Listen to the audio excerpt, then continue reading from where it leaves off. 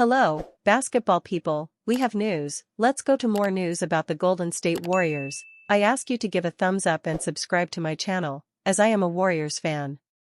The Sacramento Kings want to sign Jonathan Kuminga through a big trade, but the Warriors will only accept the trade if it is for player Keegan Murray. The Sacramento Kings want to sign Jonathan Kuminga, and the Warriors would accept a trade if they received forward Keegan Murray. Will the impasse between Kuminga and the Warriors finally be resolved? If the Kings accept this trade, everything will be resolved. Golden State should try and make this happen. With the October 1st deadline on Jonathan Kuminga's qualifying offer drawing near, the Golden State Warriors and Sacramento Kings have reportedly revived sign-and-trade talks involving the young forward, according to Sam Amick of The Athletic on Wednesday. The issue for the Warriors is that they don't have much interest in Malik Monk and a lottery-protected first-round pick, particularly when they'd have to give up Buddy Hield or Moses Moody in the process to make the salary matching work. So, how can the Warriors turn this around where they're actually getting an upgrade and they're the ones giving up draft capital? Well, they wouldn't be doing their due diligence without inquiring about one young Kings player. Warriors can still inquire about Keegan Murray. Keegan Murray undoubtedly remains the best possible player Golden State could target, but getting Sacramento to relinquish him in a deal is going to be nigh on impossible, as Jason Timpf of Hoops Tonight recently outlined. I've heard the Warriors want Keegan Murray in the deal. Why would the Kings do that? Keegan's a much better player than Jonathan Kuminga. That's a different class of asset that you would be bringing back in a deal like that, Timpf said. The Warriors do have their future picks though, and potentially very valuable ones given their veteran roster. Let's look at a deal that would have to cause debate among both sides, with the Utah Jazz included in order to make the finances work. Warriors receive Keegan Murray, 2029 second-round pick, via Jazz, top 55 protected. Kings receive Jonathan Kuminga, 2026 and 2032 first-round picks, via Warriors. Jazz receive Dario Saric, 2027 second-round pick, via Kings. Why would the Warriors do it? While Kuminga's restricted free agency has stalled everything for the Warriors to this point, they are certainly very much in for the now with a veteran trio of Stephen Curry, Jimmy Butler, and Draymond Green. Put simply, Murray makes them a far more formidable-looking team for this season and next, assuming they're willing to pay $25+ million per year on an extension. The 25-year-old's 3-and-D skill set is going to be a far cleaner fit than with Kuminga, potentially allowing for a dangerous two-way starting lineup featuring Curry, Butler, Murray, Green, and Al Horford. Would the Warriors do it knowing that giving up a prized unprotected 2032 pick could take them out of any potential running for Giannis Antetokounmpo, or for their other recently reported target in Trey Murphy III? While they hold out hope for one of those two players, Golden State are just wasting whatever Curry, Butler, and Green have left. Murray might not be as good as Antetokounmpo or Murphy, but if the Warriors can swing this deal, then he might still prove the key difference maker they need to elevate into true championship contention. Warriors insider names top FA guard poised to start next to Curry. Highlights from Chelsea Gray 10-assist game. DeAnthony Melton is poised to start next to Stephen Curry for the Golden State Warriors, according to longtime NBC Sports Bay Area columnist Monty Poole. While the Jonathan Kuminga contract situation remains unresolved, Melton has been working out at the Warriors facilities as he prepares for his return from an ACL injury. If Melton is cleared, and from what I understand, he has been working out at Chase Center, the word I was given by somebody who's seen him is that he's progressing well, but they don't know when he'll be fully cleared, Poole said on the Dubs Talk podcast.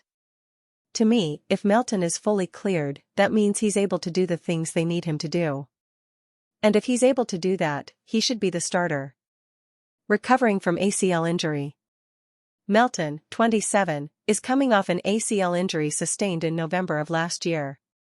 The veteran guard is expected to make a full recovery ahead of the 2025-26 NBA season. Before the injury, he averaged 10.3 points, 3.3 rebounds, 2.8 assists and 1.2 steals in 6 games, including 2 starts for the Warriors. He played alongside Curry in the backcourt, helping Golden State get off to a 12-2 start. The injury derailed the Warriors' momentum. The team slipped to 11th in the Western Conference before executing a trade for Jimmy Butler that helped lift them back into playoff contention. In a twist of roster maneuvers, the Warriors briefly moved Melton to Brooklyn for Dennis Schroeder, only to include Schroeder in the Butler trade. Melton's path to a starting role. Now, with the Kuminga situation awaiting resolution, Melton appears poised for a Warriors reunion. He is among 4 veteran free agents lined up to rejoin the roster. Reports indicate that Al Horford is expected to start at center, Gary Payton II will return, and Seth Curry is set to reunite with his brother, Steph. Poole believes Melton has the strongest chance to start next to Curry in the backcourt.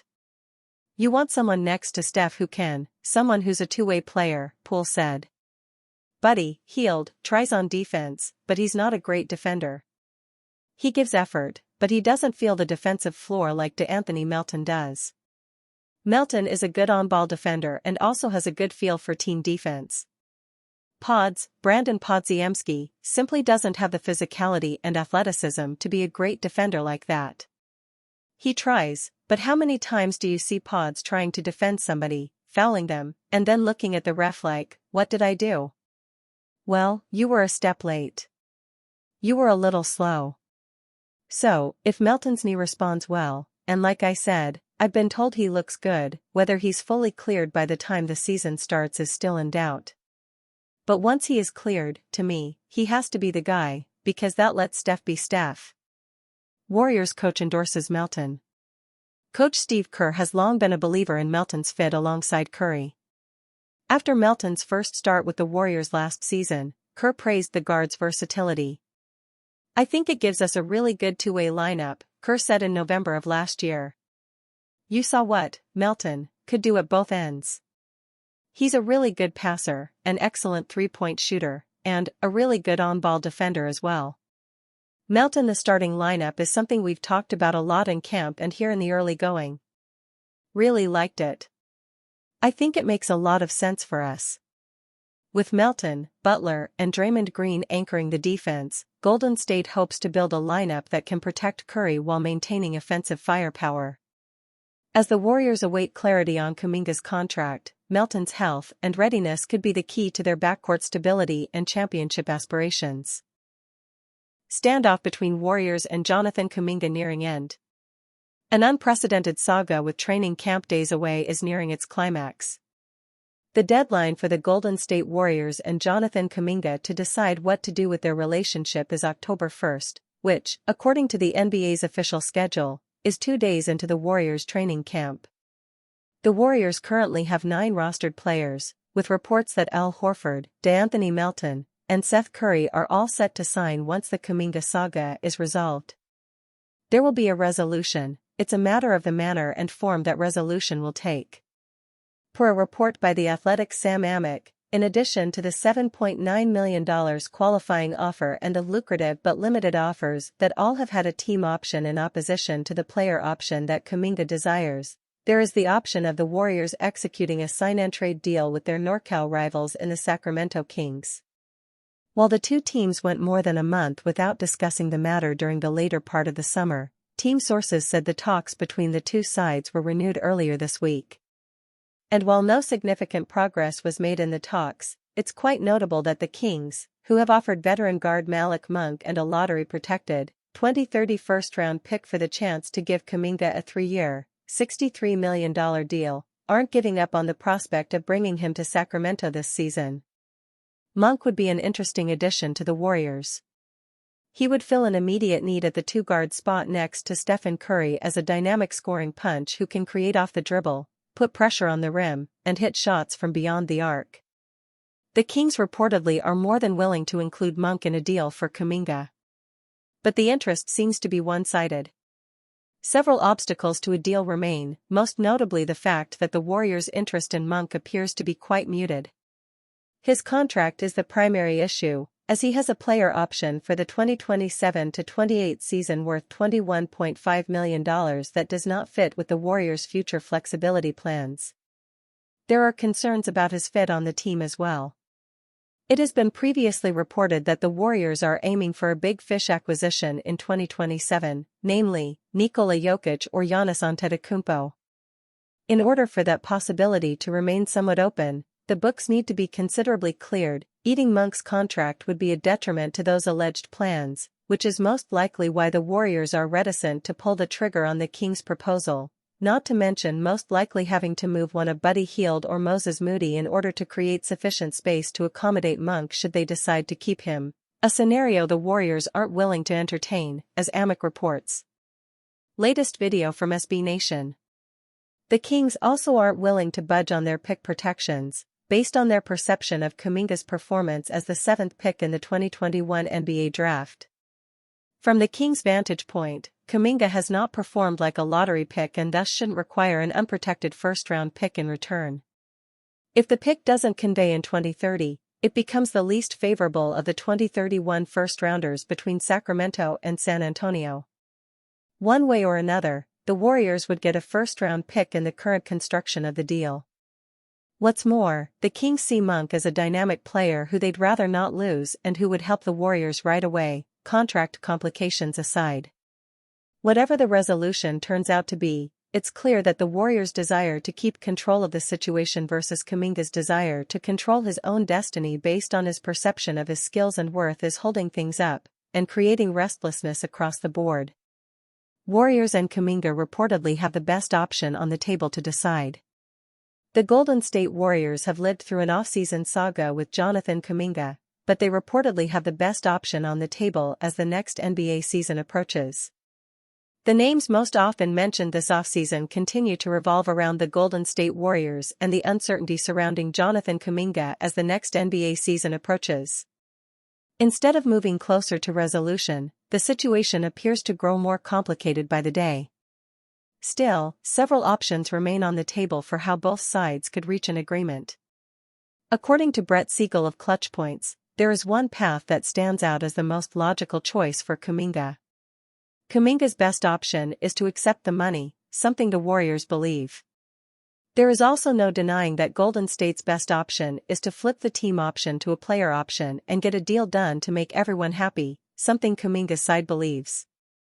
With training camp set to begin for the Warriors on September 29 and the idea of a sign-and-trade essentially off the table, the pressure is mounting to finally find a solution to this drawn-out standoff. What would the agreement look like? The Warriors want Kuminga back on a contract that remains tradable at any point, which makes the qualifying offer problematic for the front office's flexibility on the trade market.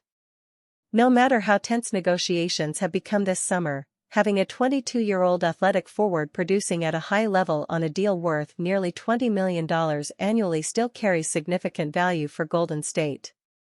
According to Siegel, the Warriors have shown no interest in offering Kuminga a player option.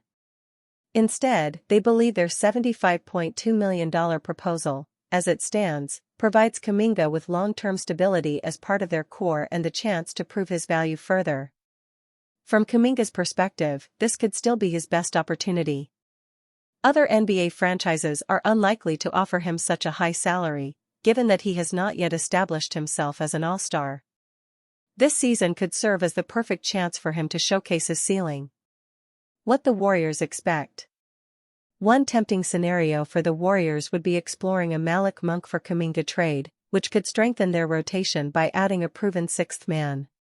However, the level of interest within the front office remains unclear, especially with DeAnthony Melton, Gary Payton II, and Seth Curry all lined up to sign deals with the team. Fan favorites' return has clear path amid Jonathan Kuminga stalemate. Fans are scrolling, front offices are strategizing, and the Golden State Warriors' coffee budget is probably higher than normal at the moment. At 22, Jonathan Kuminga is juggling money and expectations, and every twist in his story is a headline waiting to happen. But beyond the regular conversations, there's a bigger picture forming, and it's not all about points per game.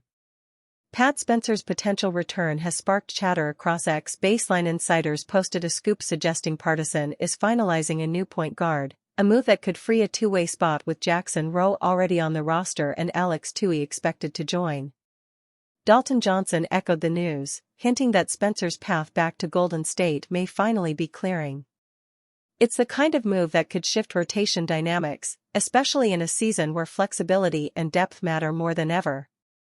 Meanwhile, Jonathan Kuminga's situation looms like a thundercloud over the Golden State Warriors offseason.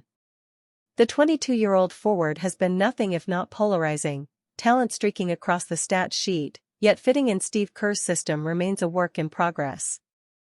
Over the last 2 seasons, he's averaged 15.8 points on 49.9% shooting in 25.6 minutes per game. Start him, and those numbers climb to 17.1 points, 5.1 rebounds, 2.7 assists, and 51.4% shooting efficiency. Starter numbers that make the Warriors sweat every negotiation. Offers have been laid on the table. A 3-year, $75.2 million package with $48 million guaranteed sits in Kuminga's camp. Yet the young star's representatives have flirted with bridge deals, creating the possibility of unrestricted free agency sooner. Tim Kawakami noted the tension, saying, "Kuminga has $48 million guaranteed on the table. Does he take it or does he not?" Around the league, people are stunned it's gone this far. With veterans like Stephen Curry and Draymond Green anchoring Golden State, handing out the wrong extension could be disastrous. Yet letting a potential core piece walk for nothing is unthinkable. It's a balancing act, with every front office across the NBA watching, pencils poised over spreadsheets. Lineup chemistry adds another layer of complexity. Kuminga's assist-to-turnover ratio sits at 1.3 to 1, and net ratings suggest a subtle imbalance. Lineups with Butler, Green, and Kuminga were outscored by 36 points in just 105 minutes last season. Remove Kuminga, and the same trio produced plus 180 over 940 minutes. High reward, but high risk, too. Enter Pat Spencer. The fan favorite's rumored return could stabilize a two-way spot, potentially offering the Golden State Warriors a rotation hedge should Kuminga's negotiations stretch or stall.